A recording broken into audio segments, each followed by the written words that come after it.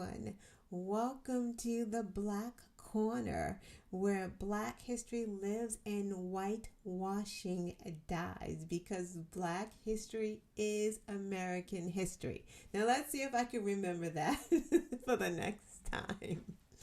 So, on today's segment of the Black Corner, we will be discussing George Stinney Jr.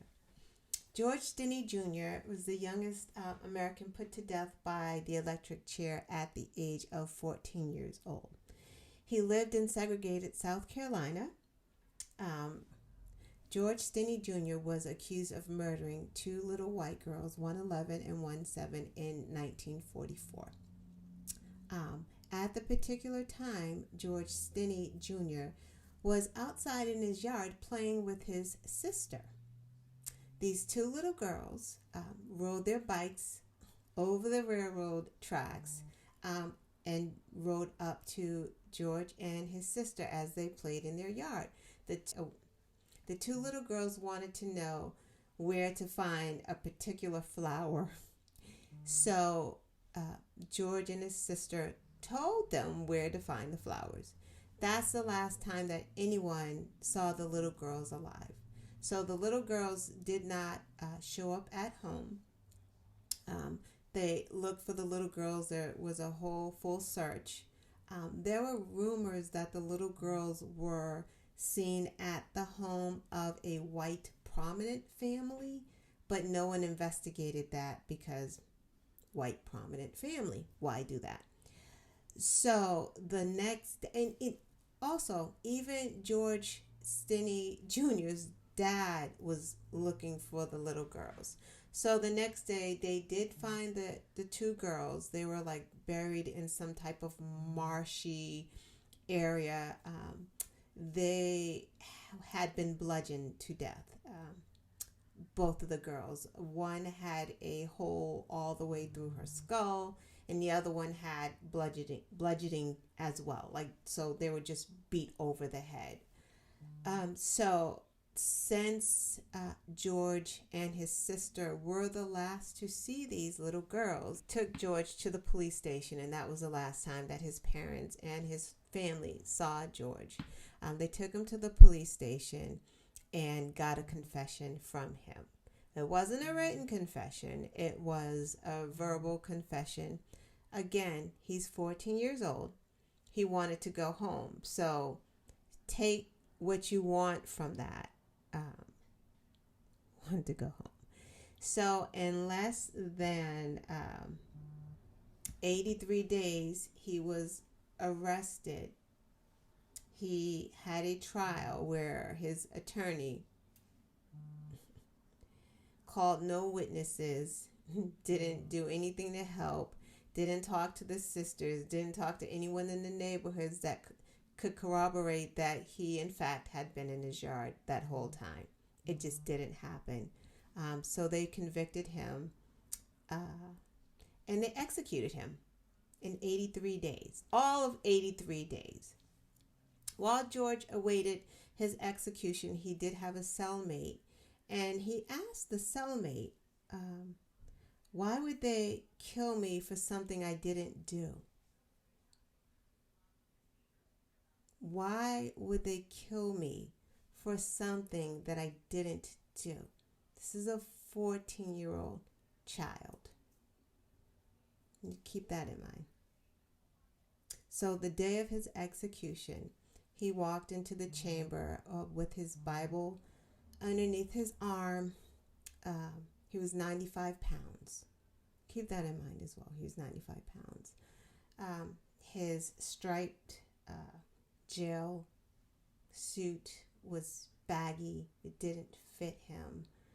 He walked into the chamber. They asked him if he had any last words, and he said, "No, sir." They asked him again if he had any last words, and he said, "No, sir." So they sat him down. Again, this is the electric chair. The chair was too large for him. The top of where the electrode thing goes on your head, he couldn't reach it. So they took the Bible and put it underneath him so that he sat higher so that it could reach him. Again, he's 14 years old. His family hadn't seen him since he was arrested.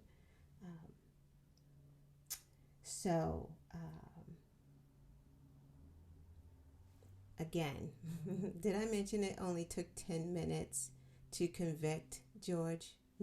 That's how long the trial and everything. It only took 10 minutes after the trial to convict him. They found him guilty, and the neighbors did try to help the community. Black politicians, everyone tried to stop it, but they were dead set on executing this young boy.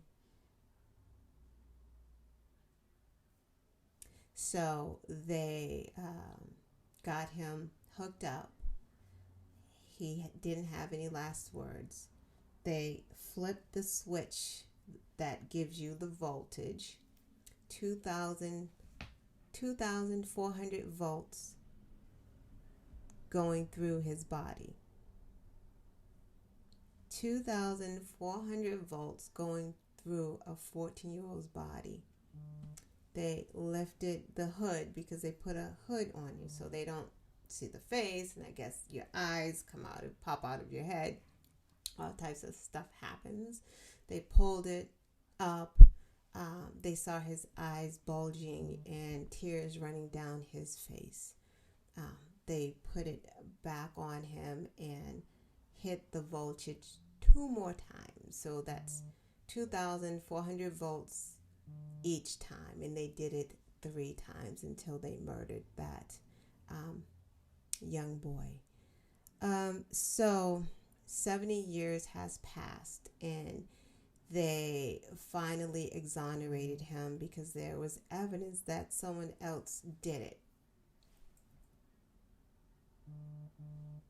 Yes, of course there was evidence that someone else did it. 1, he was in the yard playing with his sister. 2, his family saw him in the yard playing with his sister. 3, neighbors saw him playing in the yard with his sister, home the whole day. Let's keep going. He's 95 pounds. 95 pounds. Are we saying this kid that's 95 pounds bludgeoned 2 little girls where that he put something through the skull, like cracked the skull and went through the skull, a whole hole? This 95-pound kid supposedly did this? Then there was the evidence that those little girls were at a prominent family's house. So this has happened, before I close, throughout history with not only, of course, black men, black women, but black children. It was any crime. I can't even imagine how much crime that the white people of that era did, and they just blamed it on the blacks. The blacks did it. They were going around raping those women. They didn't go after the white people. They didn't investigate the white people. Hell, black people couldn't even testify against white people at that time. That wasn't a thing. It couldn't happen. So even if there was vital evidence that someone white did it, there were laws that black people could not testify against them. So the cards were just already stacked against George Stinney Jr. Already stacked against him. Because the white people said he did it. It has recreated itself, throughout history. Look at CP5, Central Park 5, right? They were innocent. They were innocent kids. But what did the police do? They coerced confessions.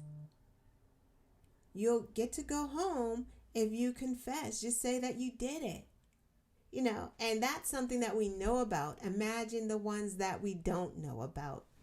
So that is the story of George Stinney Jr. Again, come back to the Black Corner, where we don't whitewash history, because Black history is American history. Thank you.